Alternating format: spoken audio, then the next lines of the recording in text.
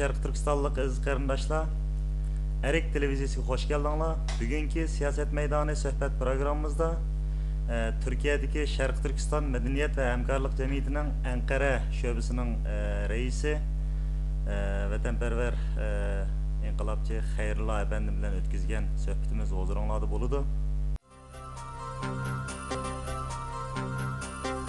Assalomu alaykum Xayrullah efendim, yaxshimisiz? Yaxshi. Xayrullah efendim, aldı bilen sizin televizor ko'ruvchilarimizga qisqa bir tanıştırsak, o'zingiz haqida bir ma'lumot berib o'tgan bo'lsangiz. Evlen sözünün başında bizni izleyip bütün Uygur kırındaşlarımızga ve Şarkı Türkistan dostlarına salamlarımı yetkizimem. Ben bolsam 1961 yılı Şarkı Türkistan'dan çıkıp 5 yıl Afganistan'da, ondan keyin 1965 yıldan hazırlıkçılık Türkiye'de yaşavatkan bir Uygur. Uzun yıllardan bu yan bu Şarkı Türkistan davası da her xil faaliyetler içinde buldum.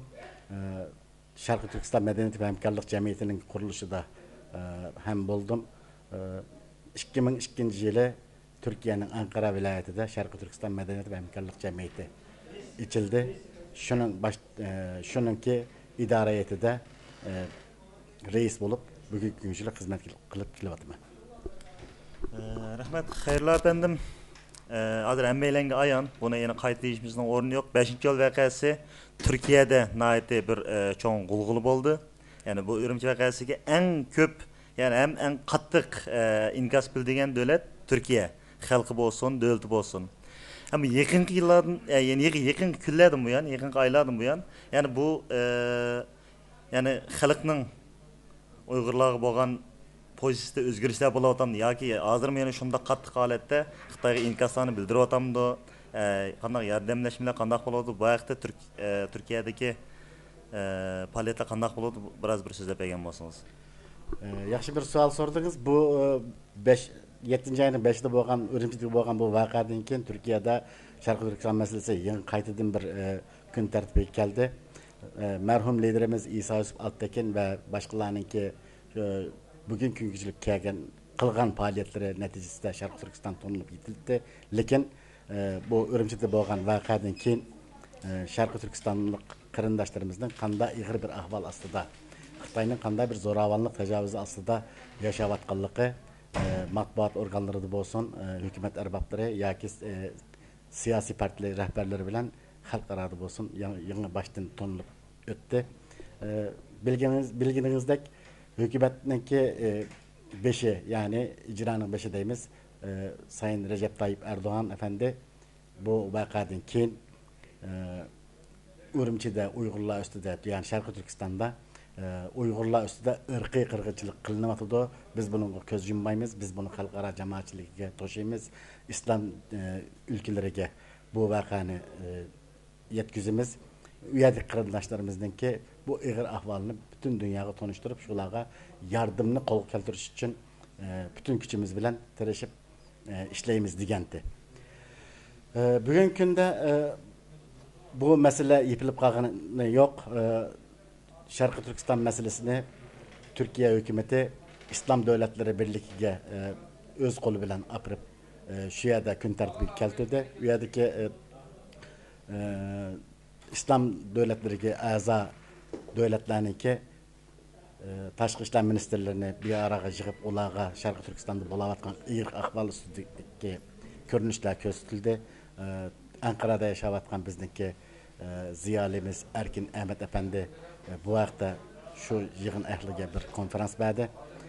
Yana onunla sırt bu meseleni Avrupa'nınki o'xshamagan tarmoqları da gün tertibi keltirish uchun qo'ldan kelishini qilyapti. Yana Türkiye bilasiz Birleşken Devletler'ninki bu yıl bir yıllığa idaresini qo'lga olganda, u yerda ham Sharq Turkiston masalasi uchun xizmat qilayotgan bir organni o'rinlashtirdi.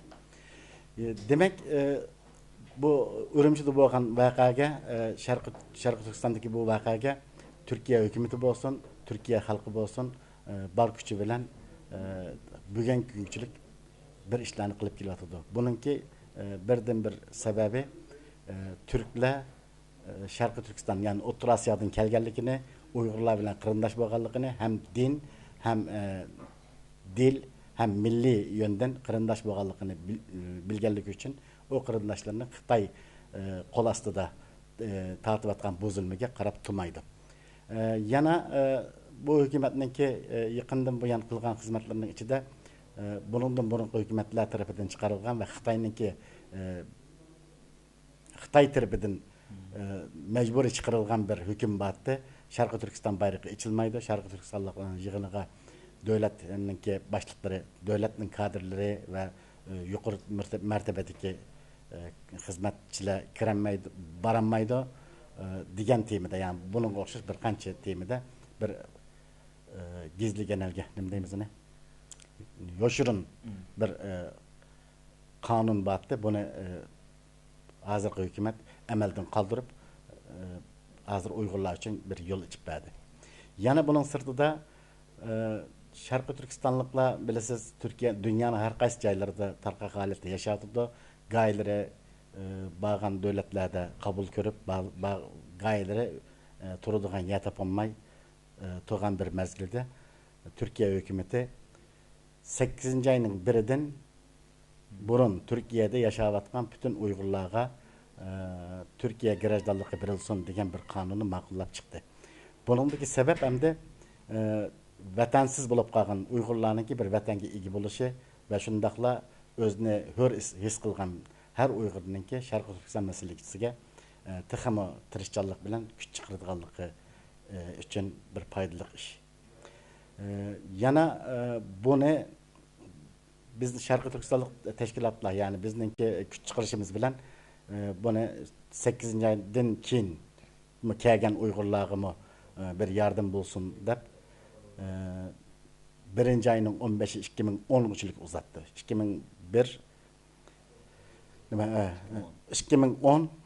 1. ayının 15'i güçlük Türkiye'ye kelgan her qanday Uyg'urga, Sharqi Turkistonlikqa Türkiye vatan grajdanlığı verilsin degan bir hüküm ma'qullandı. Bu biz için nayeti çoğun bir utulluk iş deb oylaymiz. Türkiye hükümetinin şu Sharqi Turkistonliklarga qanchalik ko'ngil berganligini ifodalaydi. Yani bunun sırtında Türkiye'deki bir qancha Türkiye'deki nurg'unlagan üniversitelerde Sharqi Turkiston meselesi, yani bu 7. ayının 5'inde çıkan bu vakadan keyin nurg'unlagan üniversitelerde konferanslar tertip qilindi. Bularning jiqiga bizlar ishtirok qildik. Seyit Efendi başta bo'lishlik bilan yetishmagan yerlarga bizlar qatnashdik.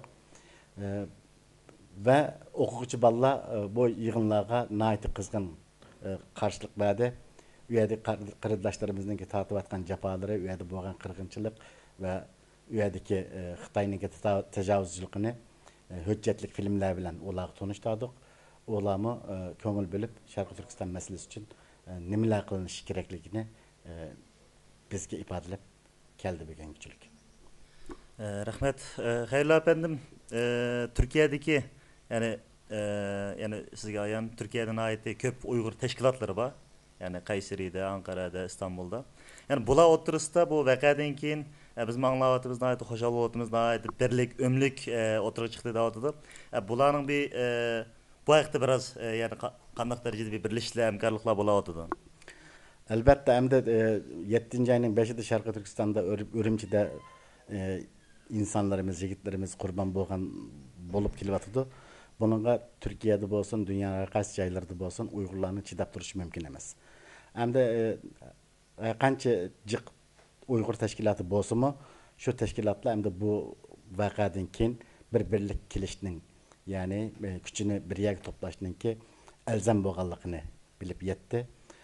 Hozir burun bu bek unchalar ziddiyatmi yo'qdi, lekin hozir bu vaqadan keyin bu jamiyatlarning rahbarlari bir ara kelib nima ish qilamiz, qanday qilsak yaxshiroq kuch chiqarib bu ishlarni Türkiye'ye ve dünya cemaatçiliği tanıştırmamız deydiğin iddiaya geldi. Şunun için bizdeki burun işlevatkan iş organımız sel kiçikrak bo'lib qolganda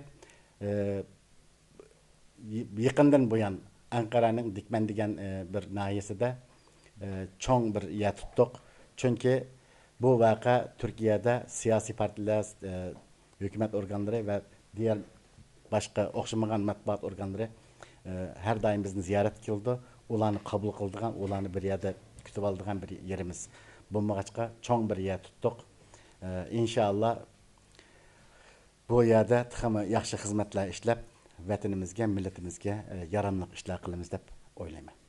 Ko'p rahmat sizga. Salomatlik va uzun umr tilayman.